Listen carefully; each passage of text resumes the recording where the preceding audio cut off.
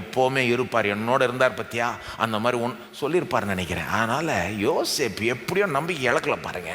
இவ்வளோ பெரிய தீமை அவனுக்கு விரோதமாக நடந்தது, சின்ன பையன், ஆனால் அவனுக்கிட்ட ஒரு நம்பிக்கை இருக்குது, கர்த்தர் இருக்கான்னு தெரிகிறதுனால ஒவ்வொரு நாளும் எந்திரிச்சு அவனுக்கு கொடுக்கப்பட்ட பொறுப்பை அவன் இருக்கிற நிலையில் உண்மையாக வேலை செய்கிறான்.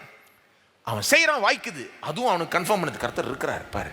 இதை செய்கிறான் வாய்க்குது, அதை செய்கிறான் வாய்க்குது, இது எல்லாரும் பார்க்குறாங்க, எல்லாருக்கும் தெரியுது இவன் ரொம்ப ஸ்பெஷல், இவன் செய்கிறதெல்லாம் வாய்க்குதுன்னு அவனுக்கு ப்ரொமோஷனாக கிடைக்குது, நல்லா போய்கிட்டு இருக்கு. அப்புறம் அந்த போத்திபாரனுடைய மனைவி வந்து அவன் மேலே கண்ணு வைக்கிறாள். அவனை ஆசைப்பட்டு அவனை கவர்ந்து இழுக்க பார்க்குறாள். ஆனால் அவன் வந்து முடியாதுன்றான்.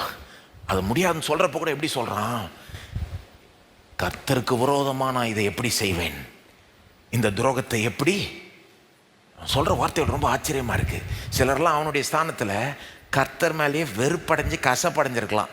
என்ன கர்த்தர் இப்படி ஆயிடுச்சு, எனக்கு சொந்த அண்ணனுங்களே என்னை இப்படி விற்று யாருமே இல்லை, எனக்கு நான் எதுக்கு கர்த்தருக்காக வாழணும் அப்படின்னு. அவன் அப்படி இல்லையே, அவன் பாருங்க வேற மாதிரி வாழ்ந்துக்கிட்டு இருக்கான். அவனுக்கு தெரியுது கர்த்தர் அவனோட இருக்கிறார், அவனை ஆசீர்வதிக்கிறார், அவனுக்கு ப்ரொமோஷன் அதனால தான் கிடைக்குது அப்படின்னு வர்றப்போ, அந்த சோதனை வர்றப்போ அவன் சொல்கிறான், எனக்கு இவ்வளோ செஞ்சிருக்கார் கர்த்தர், என்னை இப்படி உயர்த்திருக்கிறார், இவருக்கு விரோதமாக நான் இதை எப்படி செய்வேன், இன்னொருத்தனுடைய மனைவியோட எப்படி நான் உறவு வச்சுக்க முடியும், இது தப்பு, என்னுடைய தேவனுக்கு அது பிடிக்காது, முடியாது, நான் செய்ய முடியாதுன்ட்டு போகிறான். அந்த பெண் வந்து அவனை அட்டெம்ப்ட் டு ரேப்ன்ற சார்ஜில் புருஷன்ட்ட போட்டு கொடுத்து அவனை சிறையில் தூக்கி எறிகிறாங்க. எப்படி இருந்திருக்கும் பாருங்க யோசேப்புக்கு.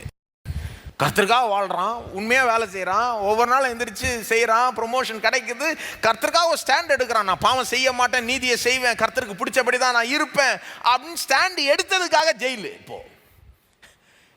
இப்போவாது அவன் நம்பிக்கை இழந்துருவானான்னு பார்த்தா இழக்க மாட்டேங்கிறான்.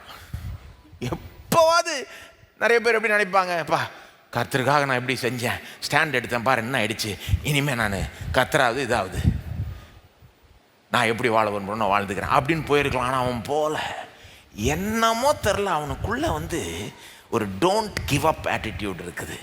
என்ன நடந்தாலும் டோன்ட் கிவ் அப். நான் நினைக்கிறேன் அவன் தனக்கே பேசிக்கொண்டிருப்பான், நம்பிக்கை இழக்காத, ஒரு நாள் வரும் கர்த்தர் ஒன்று உயர்த்துவார். ஏன்னா முன்ன சொப்பனம் கொடுத்துட்டார் வேறு தேவன், உயர்த்துவார்ன்ற சொப்பனம் வந்துருச்சு.